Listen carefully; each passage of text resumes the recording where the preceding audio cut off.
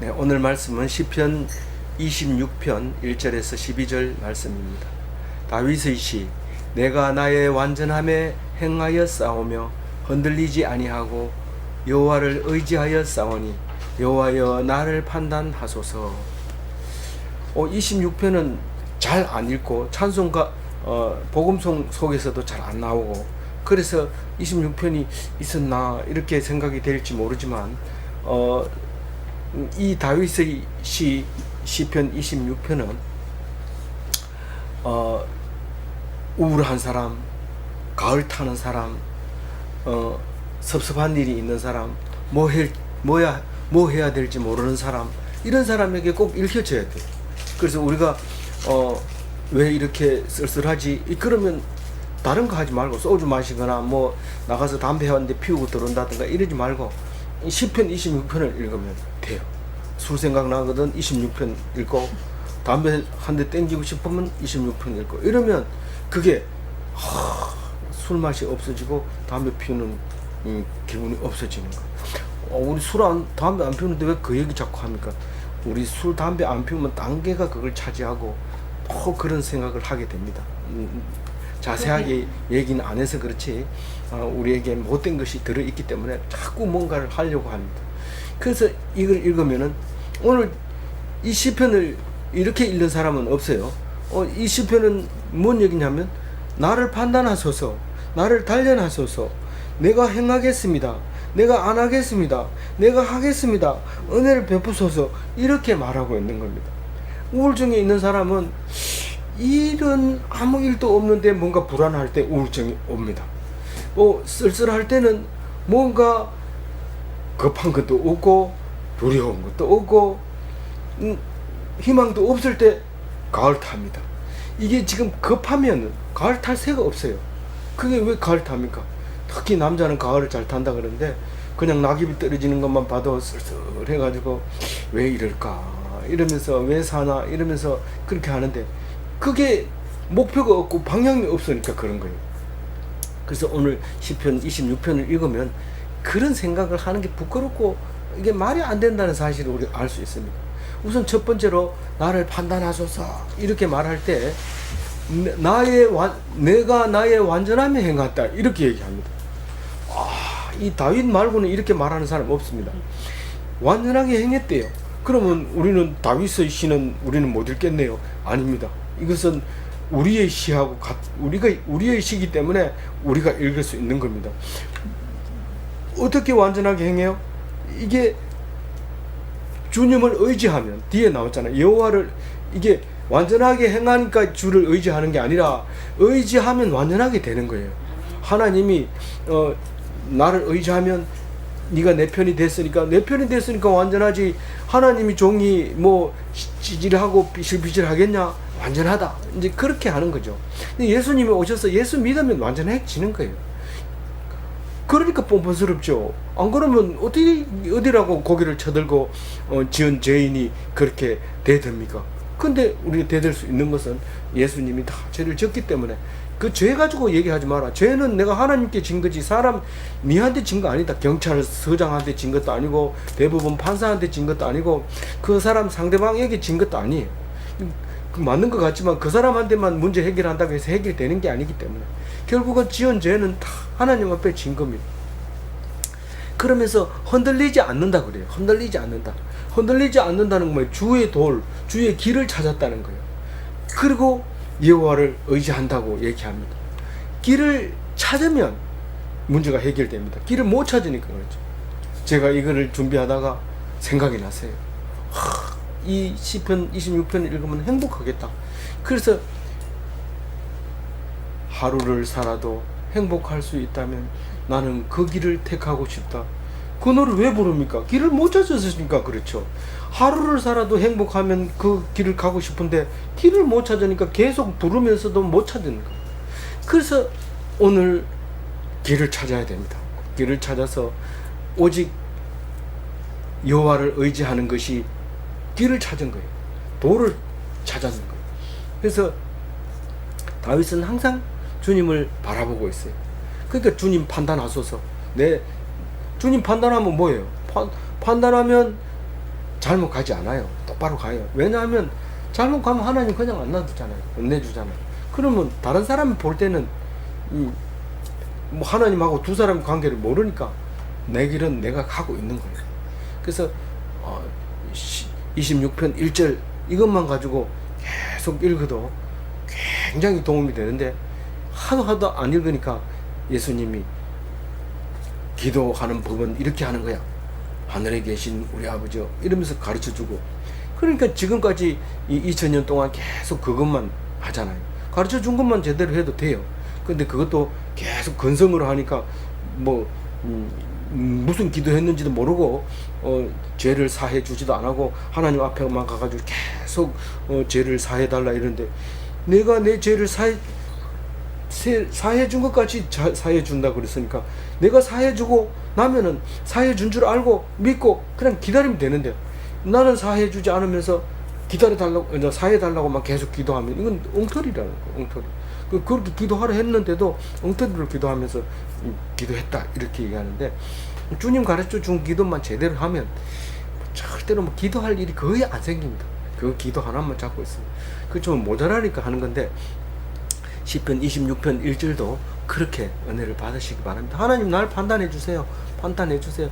내가 뭘 잘못했는지. 나는 완전합니다. 흔들리지 않습니다. 하나님 의지합니다. 판단해 주세요. 이겁니다. 2절 읽어봅니다. 여호와여 나를 살피시고 시험하사 내 뜻과 내 양심을 단련하소서. 나를 살피고, 이거는 이제 단련하라는 거예요. 나를 단련해달라. 이 단련해달라고 기도 잘못하면 큰일 나요. 왜냐하면 엄청난 고난을 겪기 때문에, 심지어는 그 십자가에 못 박힐 수도 있어요. 그래가지고 우리는 뭡니까? 단련하세요. 나를 단련하소서. 이런 기도를 하기가 굉장히 어려워요. 그러니까 시편 2편 읽었다고 해가 26편 2절 읽었다고 해서 그대로 이렇게 노래하면 안 돼요. 노래하면 안 돼요. 그래서 안 되는 건 왜 안 돼요? 되지만은 각오를 해야 돼요. 노래를 했으면. 다시 한번 읽어볼게요. 26편 2절입니다. 시작. 여호와여 나를 살피시고 시험하사 내 뜻과 내 양심을 단련하소서. 이 거꾸로 읽으라 했죠? 그 어떻게 단련을 내가 각오했습니다 이렇게 말할 수 있느냐 하면, 하나님이 나를 살피는 건데 살피는 걸 믿어야 돼. 어떻게? 하나님은 우리를 어떤 눈으로 봐요? 불꽃 같은 눈으로. 어떻게 봐요? 눈동자같이. 불꽃 같은 눈은 모르겠지 이런데 훤하게 들여다보는 거예요. 그게 불꽃같이 보는 눈이에요. 눈동자같이 우리를 지키는 거는 뭐예요? 죽은 것 같은데 눈을 까뒤집어 보면 눈동자가 안 죽었어. 그럼 이 사람은 안 죽었다고 판단해요. 눈동자를 딱 뒤집어 봤는데 벌써 허염은 같습니다. 이 사람 죽었습니다. 이렇게 얘기하는데, 우리가 잘 때도 눈동자는 살아있거든요. 뒤집으면 눈동자가 막 움직여요. 자는데도. 그래서 이게 눈동자같이, 불꽃같이, 물꽃 같은 눈으로 이렇게 우리를 살핀다는 것을 고백하고 나면 단련이 됩니다. 단련을 이길 수 있습니다. 뒤에 나오지만은 이 심판대에 설 수 있는 그런 힘이 생기는데, 그게 나를 단련하소서 이런 말입니다. 공동 번역에는 나를 시험하소서 이래가 어떻게 시험하나 보니까 샅샅이 알아보는 거를 샅샅이 알아보다 이런 말이에요. 나를 시험하시고 살피시고 샅샅이 알아봤다. 그렇게 번역을 해놨어요. 그러니까 뭐를요? 내가 내 뜻을 다하여 하나님을 찾는가? 내 양심을 다하여 하나님을 섬기는가? 그걸 보는 거. 여호와를 의지하는 것을. 그렇죠. 마음을 다해야 되고, 뜻을 다해야 되고, 또 목숨을 다해야 되고, 또 힘을 다해야 되고, 다 알잖아요. 근데 잘 안 되잖아요. 근데 그 마음이라고 다른 데는 다 마음인데, 또 개역 개정에서는 이걸 양심으로 탁 고쳐놨어요. 이것만 왜 그랬는지 몰라가지고 또 제가 마이너스 표시해놨어요. 거기다가. 그래서 양심하고 마음하고는 사실 같은 말이죠. 같은 말인데 달라요. 왜냐하면은 마음을 다하고 뜻을 다하고 이러면은 되지만은 양심을 다하고 뜻을 다하고 이러면 조금 뉘앙스가 달라지기 때문에 마음을 다하고 이거 그냥 놔두는 게 좋았는데 어떻게 개혁 개정에는 양심으로 나와 있어요. 어쨌든 마음을 다하는가 뜻을 다하는가. 아니 시간이 남는데도 묵상하러 안 가요. 그러면 안 되죠. 이게 시간이 바빠가지고 정신 없을 때는 할 수 없어요. 그건 하나님이 하시는 거니까. 3절 읽어봅니다. 시작. 주의 인자하심이 내 목전에 있나이다. 내가 주의 진리 중에. 그러니까 내가 말씀만 붙잡고 있으면 단련되는 거고, 말씀 붙잡을 새가 없으면 그건 단련하고 있는 거기 때문에 그건 괜찮은데, 지금 내가 뭘 하겠습니다 하고 3절에 얘기를 합니다. 뭘 할 건데, 내가 주님 인자하심이 내 목전에 있나이다. 인자하심이 어디에 있다고? 내 목전에 있다고요. 내 목전에 있다는 얘기는 하나님이 내 목전에 있다는, 헤세드가 내 목전에 있다는 거예요. 그러면 하나님 앞에 있다는 거예요. 내가 내 목전이지만 사실 하나님 목전에 있다는 거예요. 이게 코람데오라는 거예요. 하나님 앞에 있습니다. 내가 주의 진리 중에 행하여 하나님과 함께 진리 중에서 그 속에서 행동을 하겠습니다. 그런 얘기를 합니다.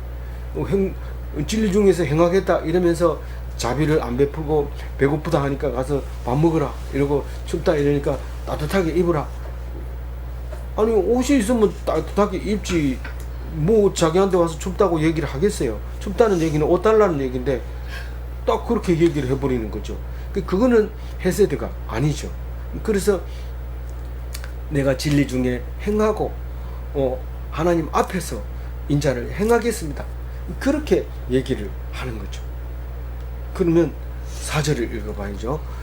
허망한 사람이 같지 아니하였사오니 간사하지 자와 동행하지도 아니하리이다. 내가 행하겠다. 진리 중에 행하겠다. 이 말은 사실은 예수님이 오시고 나서는 예수님이 진리입니다. 성령이 진리고 예수가 진리고, 그렇게 우리가 어제 묵상할 때도 그 얘기 나왔어요. 성령이 진리다. 예수님이 진리다. 진리고 길이고 생명이다. 그렇게 말하죠. 성령이 곧 진리다. 이렇게 얘기할 때 그걸 모르고 진리가 뭐냐, 뭐 참 진리 아니냐, 뭐 이러면서 이렇게 얘기하는데, 우리는 예수님이 있어서 너무 좋아요. 뭐 일하다가 문제가 해결이 안 되면 예수님, 심지어는 깜짝 놀래도 주여 이렇게 하고, 또 뭐 기쁜 일이 있어도 할렐루야 이러면서 예수님 이름을 부르잖아요. 우리는 모든 게 예수님. 돈 빌려 달래 해도 내가 조금만 기다려봐 이러면서 예수님한테 기도해보고 이러고, 또 뭐 무슨 일만 당하면 예수님이 있어요. 그 예수님만 의지하는 거예요. 그 좀 이상한 사람 아니라 걔는 말만 하면 예수님만. 그게 진짜 진리 안에 거하는 거죠. 그런데 내가 안 하는 게 있어. 안 하는 게. 그게 4절인데 안 하는 게 뭔데? 이게 이제 허망한 사람과 같지 않고 간사하는 자와 동행하지 않고. 무슨 말이에요?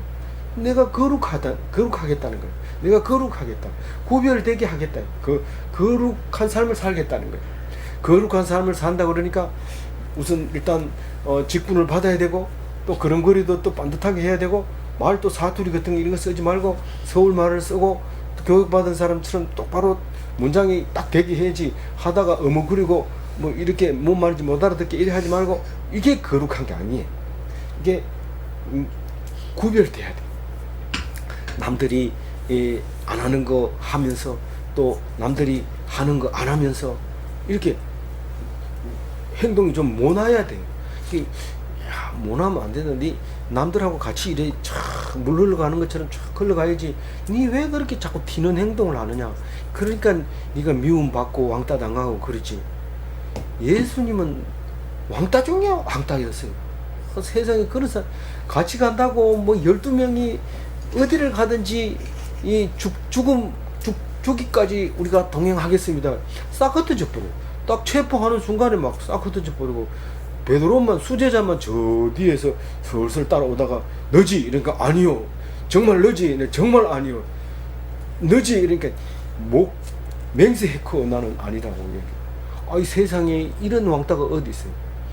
그렇게 우리는 왕따를 당했는데, 왕따 당하면 상담하고 기도 제목 내고, 왕따 당하면 막 울면서 그렇게 할 필요 없어요. 하나님이 나를 높이시는구나 그러면서 감사하며 기뻐하며 그래야 되죠. 누가 그런 사람이 어디 있어요? 누가 그렇지 않으니까 거룩하게 구별하라고 얘기하는 거잖아. 허망한 사람하고 같지 않다. 간사한 자와 동행하지도 않는다. 내가 안 하겠다는 얘기를 지금 하고 5절도 안 하겠답니다. 시작. 내가 행악자의 지폐를 미워하오니 악한 자와 같이 앉지 아니하리이다.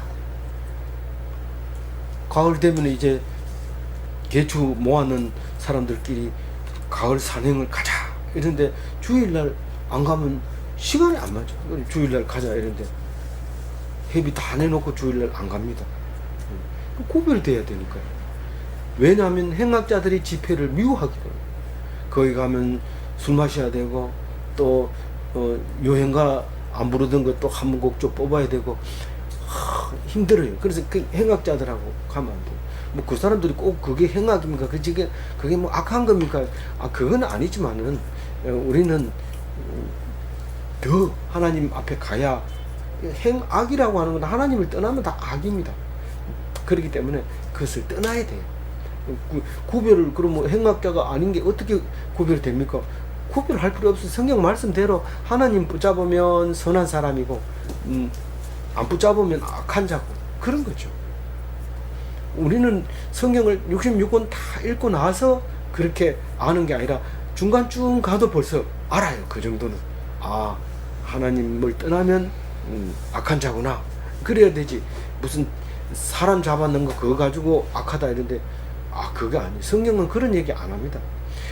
죄값을 치르면 돼요. 죄값을 치르면 되고, 만약에 뭐 사형 이런다고 해가지고 뭐 그 사람 망한 거 아니에요. 하나님께 의지하면서 하나님 어떻게 나를 이렇게 만들었습니까? 내가 너를 만들었다는 것을 알게 하려고 그런다. 그렇습니까? 좀 심하지만은 알겠습니다.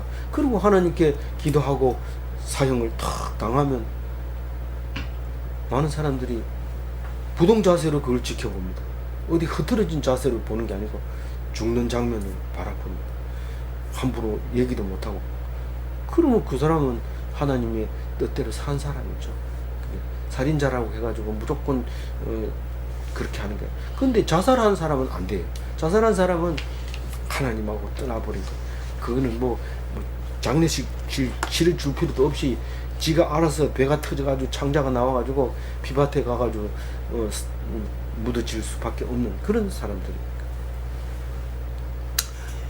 그 집회 그 사람들 모이는데 가지 마시고, 또 악한 자와 함께 앉지도 말며, 뭐 멍에를 매지 마라 이런데 먹지도 말아야 돼.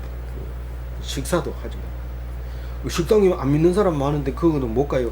그거하고 관계없죠. 대화하고 같이 같은 방향으로 나가는 그런 걸 말하는 거죠. 그래서 안 하겠다 이렇게 얘기합니다. 자칫 잘못하면 죄를 지을 수 있으니까요. 그래서 하나님 백성에게만 있겠습니다. 근데 오늘 제일 마지막에 보면 무리라는 단어가 나와요. 12절에 그 무리가 바로 우리 12절을 읽으면 생각이 안 나지만 다른 번역에 다 보면 그게 총회, 그러니까 믿는 사람들의 모임을 무리라고 했어요. 보통 무리는 좀 네거티브한 성분이 더 강한데 여기서는 이제 그렇게 말하고 있는데, 어쨌든 그 행악자들이 집회에 가지 말고 믿는 자의 집회, 그 무리에 들어가라.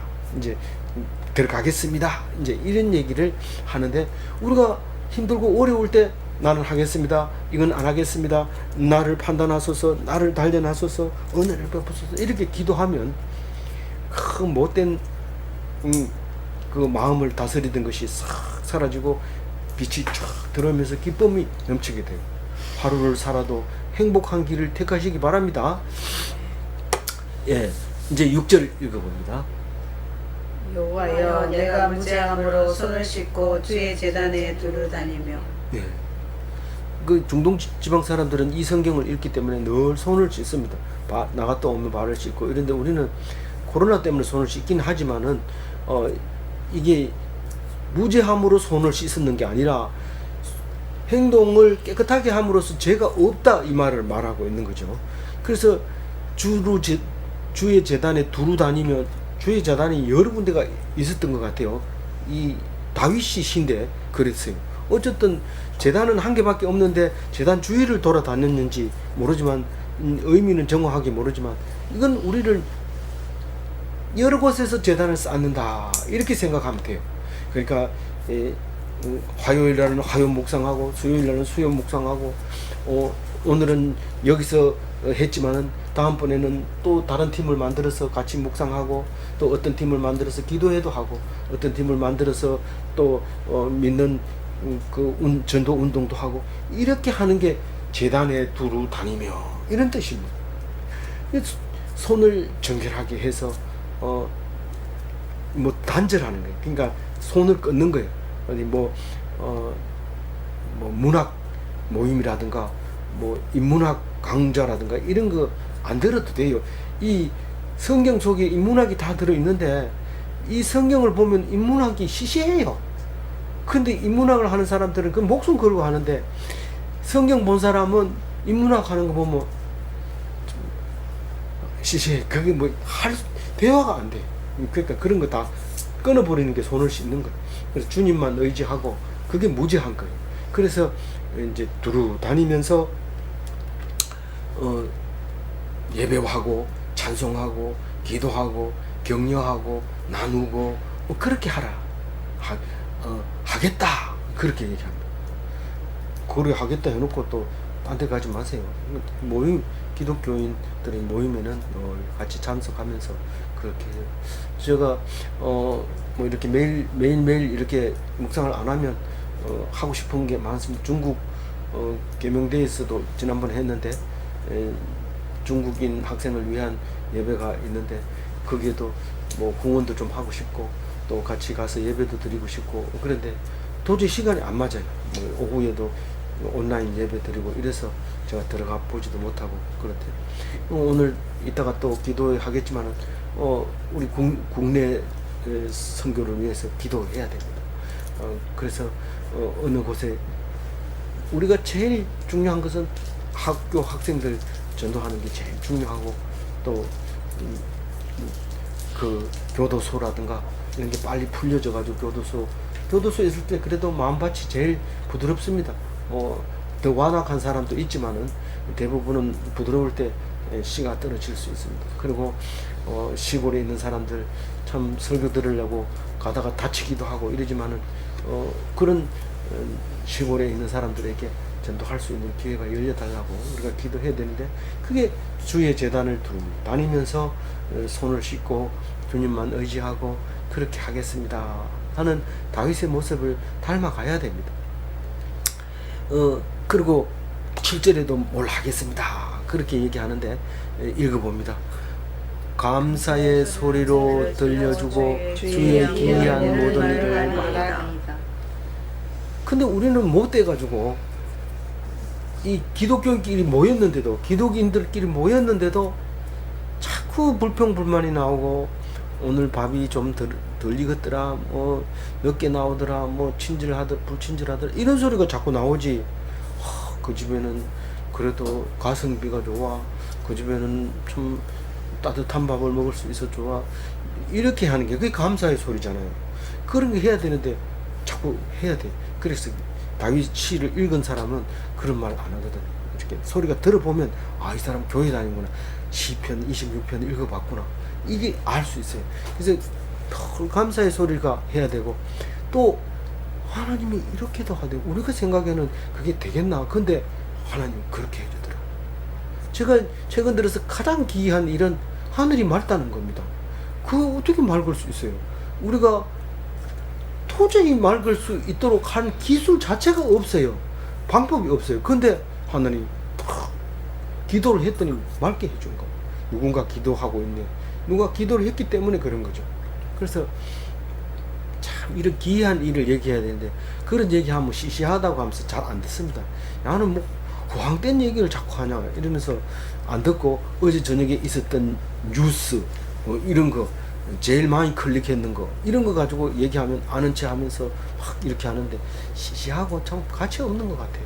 별로 들어도 뭐 영양가가 없는데 그 금방 지나갈 얘기들을 또 뒷일을 알 필요도 알지도 못합니다. 그 결과는 어떻게 된지를 알지 못합니다. 지금 이슈만 얘기하고 그 결과는 어떻게 정리했는지 모르는데 사실 결과가 가장 중요하거든요.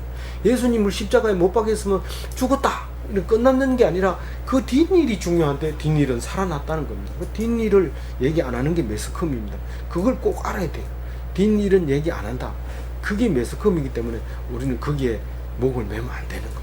지금 어떤 일을 하더라도 뒷일을 우리가 알아야 되는데 매스컴은 얘기 안 해줍니다.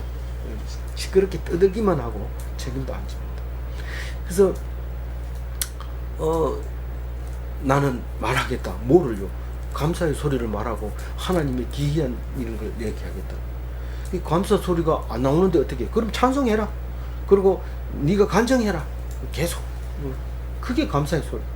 기이한 일들, 기사와 이적, 주의 희한한 구원 사역, 그게 뭐 안 되면은 묵상하는 거죠. 성경 계속. 그럼 그게 다 기이한 일을 기록해 놓은 거니까. 그리고 없는 자를, 약한 자를, 낮은 자를 구원하시는 하나님인 것을 이야기하면 돼요. 야, 그 부자가 무슨 구원받는 게 아니다. 저는 뭐 다른 데는 별로 뭐 눈에 안 띄었는데 이병철 그분이 돌아가시면서 메모해 놨는 걸 딱 이렇게 읽어보면서 정말 하나님이 계신가? 정말 저 세상은 있는가? 이렇게 전주교인이더라고요. 그걸 써놨는 걸 오랫동안 생각하게 해요. 부자가 참 그게 믿지 않는다는 뜻이잖아요. 그거 적어놨다는 얘기는. 근데 뭔가를 갖고 싶다는 얘기 아닙니까 그게. 그러니까 못 갔잖아요. 부자는 천국에 못 간다. 그렇게 얘기하면 사람들이 반감을 사요. 반감을 사든지 말든지 그게 맞습니다. 성경 있는 말 그대로입니다. 8절 읽어봅니다. 여호와여 내가 주께서 계신 집과 주의 영광이 머무는 곳을 사랑하오니. 나는 사랑합니다. 무엇을? 말씀을. 그걸 어떻게 얘기하느냐 하면 주께서 계신 집, 주의 영광이 머무는 곳에 그곳을 내가 사랑한다. 하나님이 계신 곳이 예루살렘이고 성전인데 그리고 거기 가보니까 하나님 안 보여요. 어떻게 계세요? 말씀으로 계시는 거죠. 말씀 속에 계시는 거죠. 말씀, 성전이 말씀이고 예루살렘이 성경입니다.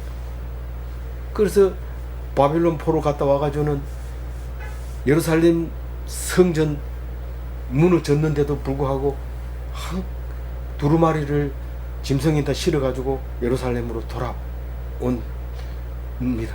그래서 그 소식을 전하는 발이 복되고 기쁜 소식, 그게 복음이었죠. 그 말씀을 가지고 돌아오는 그 자유를 줬을 때는 성경을 안 보고 안 기록하고 안 필사하다가 그 고역 속에서 그 무거운 돌을 옮기고 성을 쌓고 쉴 때는 또 쉬라고 합니까? 그 유대인들 노래하라고 하잖아요. 그래서 히브리인의 합창 그 소리 들어보면 애절한 소리가 나오잖아요. 그 피곤한 중에서도 그 사람들이 노래하라고 하면 노래해야 되고 그런데 그 빈틈에 잠 안 자고 성경을 다시 기록하고 그래 했던 것을 우리가 알 수 있습니다. 그래서 그 9절 읽어볼까요? 9절. 내 영혼을 죄인과 함께 내 생명을 살인자와 함께 거두지 마소서. 이제 하나님께 은혜를 베풀어 달라고 기도를 합니다. 내가 죄인하고 같이 삽니다. 같이 살지만은 그 죄인하고 같이 멸망하게 하지 마세요. 그래 알았다. 두 사람이 함께 맷돌 가다가 한 사람 가고 한 사람 갑니다. 구별된 삶이에요. 껍데기로 봐가지고는 몰라요. 기쁜 마음으로 사는지 감사하는 말로 사는지 어떻게 사는지에 따라서 구별되게 거룩하게 이렇게 해주는 거죠. 그래서 죄인과 함께 거두어 가지 말게 해주세요. 또 내 생명을 살인자와 함께 거두어가지 말게 하소서. 그러니까 그게 은혜를 베푸는 거죠. 뭐가 은혜겠어요? 하나님의 은혜, 맛있는 거 사주는 거, 그게 하나님의 은혜입니까? 와, 좋은 대학 들어가는 게 은혜입니까? 그 아니잖아요. 존경받을 만하죠. 그렇지만 하나님의 은혜하고 사람의 존경하고는 다릅니다. 반비례할 가능성이 굉장히 높습니다. 그래서 구별되게 해주세요. 나를 구별하소서. 내가 구별된 삶을 살겠습니다. 나를 구별하소서. 은혜를 베푸소서. 나를 거두지 마소서. 그렇게 당부를 합니다. 10절 읽어봅니다. 그들의 손에 사악함이 있고 그들의 오른손에 뇌물이 가득하오나. 우리는 하나님께 의지하는데 사람들은 머리를 써가지고 그 계략을 꾸미고 그러면서 머릿속에 있는 거예요. 예배 드릴 때 하나님만 집중해야 되는데 머릿속에 샥샥샥 돌아가는 눈동자 보면은 이렇게 예수님이 이러면은 눈이 초롱하고 반딱 떠야 되는데 흐리멍덩해 있으면 벌써 딴 생각하고 있는 거. 항상 생각을 딴 데 하고 있으면 손이 사악하다고 이렇게 얘기해요. 또 한 손은 또 뇌물이 가득해요. 이 사람을 어떻게 하면 내 편으로 만들까? 구워 삶을까? 밥을 사주면 안 될 것 같고 선물을 사주는 게 좋겠다. 이런 식으로 생각을 늘 하고 있다는 거죠. 누가요? 그 죄인들이 살인자들이 그렇게 한다는 거예요. 거짓 증언만 해도 사람을 살인할 수 있잖아요. 거짓 증언 한번 잘못하면. 그래서 그거를 뇌물을 받고 거짓 증언함으로써 사람을 죽인 일들이 많이 생긴다는 거죠. 11절 읽어보면 나는 나의 완전함에 행하오니 나를 속량하시고 내게 은혜를 베푸소서. 이 완전함이 다시 1절로 돌아가죠. 1절로 돌아가서 꼭 성경을 자세히 읽어보면 첫 절하고 끝절하고 비슷하게 들어가는데 그게 숨이 쌍괄법 혹은 쌍관법 이렇게 말을 하더라고요. 그래서 이게 내가 완전하게 행하겠습니다. 어떻게 하는 게 완전하다고요? 하나님께 딱 붙어 있으면, 하나님 앞에 있으면, 코람데오 안에 있으면, 예수님이 내 안에, 내가 예수님 안에 있으면 나는 완전하다.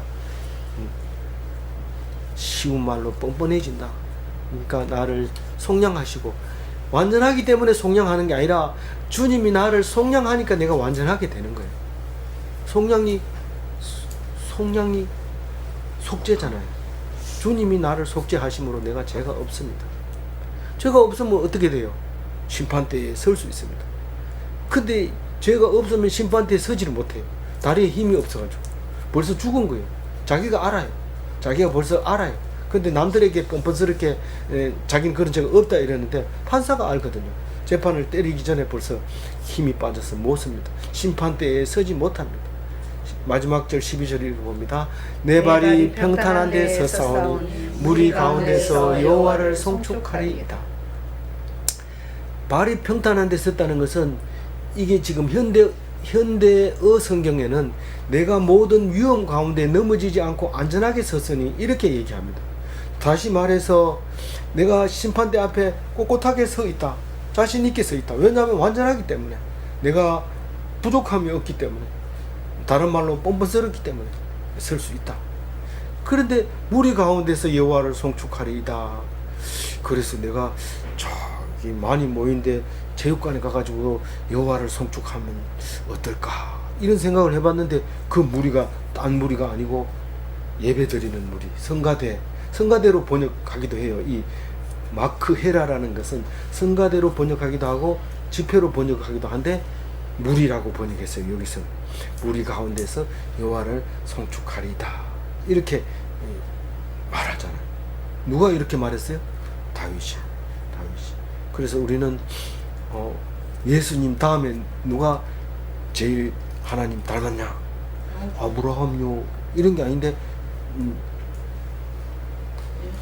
유대인 다윗의 후손으로 예수님이 왔으니까 다윗이 예수님 다음으로 제일 뭐 사도 바울요 이래도 틀린 말은 아니죠. 아니 베드로 이래도 뭐 상관은 없어요.